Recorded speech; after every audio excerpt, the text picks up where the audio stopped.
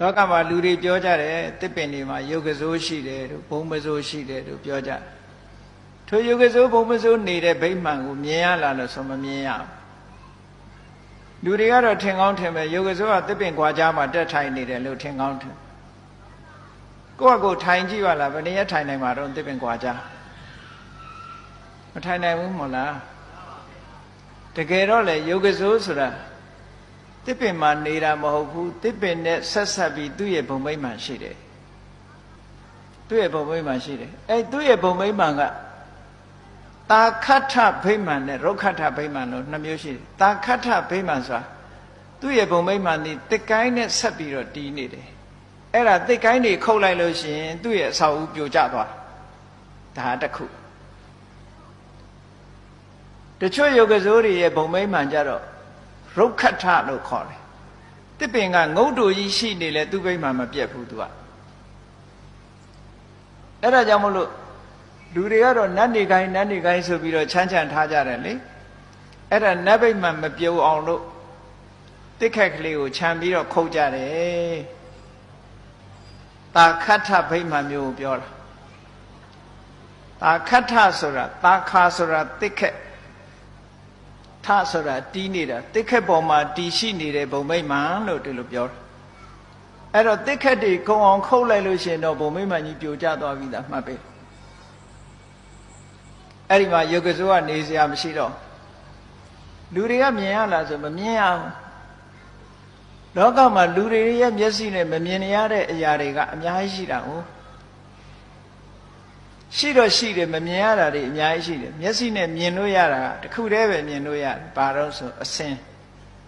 ရူပယုံလို့ဆိုတဲ့အစင်းတစ်ခုတည်းပဲယူရဒါဖြင့်ပုံပန်းတဏ္ဍာနေရောမမြင်ရဘူးလားဆိုသဏ္ဍာန်ကအစင်းစားပြီးယူတာ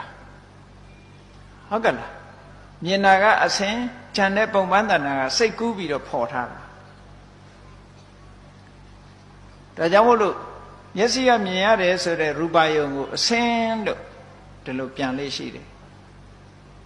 ဘုန်းကြီးတို့ဒီဟိုမှာတော့တခါကြီးတယောက်ကမေးဘူးတယ်မျက်စိနဲ့မြင်ရတာကာလာလားဖွန်လားသူကမေးတယ်သို့သောစာပေကျမ်းဂန်အရပြောမယ်ဆိုရင်ကာလာကိုလည်းမြင်ရတယ်ဖွန်လို့ဆိုတဲ့သဏ္ဍာန်ကိုလည်းမြင်ရတယ်လို့ပြောတယ်သို့သောကာလာကိုမြင်တာကအဓိကကာလာဆိုဒီမှာကာလာလို့ပြောပြန်လို့ရှိရင်လေကာလာမဲ့တာတွေနဲ့ကြတော့တခါတစ်မျိုးပြောရပြန်တယ်အဲ့ဒါကြောင့်မို့လို့မျက်စိနဲ့မြင်ရတဲ့ဟာကို visible object လို့ဒီလိုပဲပြန်တယ်မျက်စိနဲ့မြင်ရတဲ့အစင်းလို့ဒီလိုပဲပြန်ရတယ်အဲ့တော့အဲ့ဒီနှစ်ခုလုံးဟာခြုံငုံပြီးတော့ဓမ္မသင်္ကနီပါဠိတော်မှာတော့မျက်စိနဲ့မြင်ပြီးသိရတဲ့ဟာတွေပုံပန်းတဏ္ဍာတွေပါထည့်ပြီးတော့မြတ်စွာဘုရားအစင်းလို့ဟောတာသို့တော်ရူပလို့ဆိုတဲ့အရာဒီမျက်စိနဲ့မြင်လို့ရတဲ့အရာကိုပြောတာမျက်စိနဲ့မြင်ပြီးတော့စိတ်ကူးလို့ရတဲ့အရာတွေကိုလည်းထည့်သွင်းပြီးတော့ပြောထားတယ်လို့ဒီလိုမှတ်မျက်စိနဲ့မြင်လို့ရတဲ့အရာကိုနားနဲ့ကြားလို့ရရဲ့လားမရဘူးเนาะသူ့ဟာနဲ့သူတစ်ခုစီအဲ့တော့လူတွေရဲ့မျက်စိနဲ့မမြင်ရတဲ့အရာတွေကလောကမှာမြောင်များစွာရှိတယ်နတ်တွေရဲ့ဘုံဗိမာန်တွေကိုလည်းလူတွေကမမြင်ကြရဘူးတဲ့အဲ့ဒီတာခဋ္ဌဗိမာန်လို့ဆိုတဲ့တစ်ခက်ပေါ်မှာတည်ရှိနေတဲ့ဗိမာန်ကြတော့တစ်ခက်ကိုကုံအောင်ခုတ်လိုက်လို့ရှိရင်ထိုယုတ်ကစိုးရဲ့ဘုံဗိမာန်ဒီပျက်စီးသွားတယ်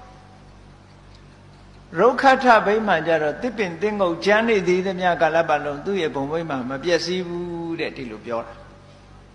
လူတွေလည်းဘာထူးတော့အိမ်ဆောက်ထားတဲ့နေရာမြေပြိုကျသွားရင်အိမ်တွေမပြတ်ဘူးလားအဲ့ဒီသဘောပါပဲ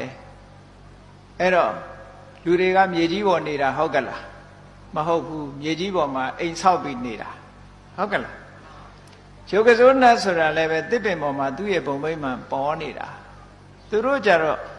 ကိုယ်တိုင်လှုပ်လို့ရတဲ့အရာမဟုတ်ဘူးသူတို့ဘုံဘဝကကံပေါ်မှာမိတီးပြီးတော့နေရတယ်တဲ့ဒါကြောင့်မို့နတ်တွေရဲ့ဘဝကို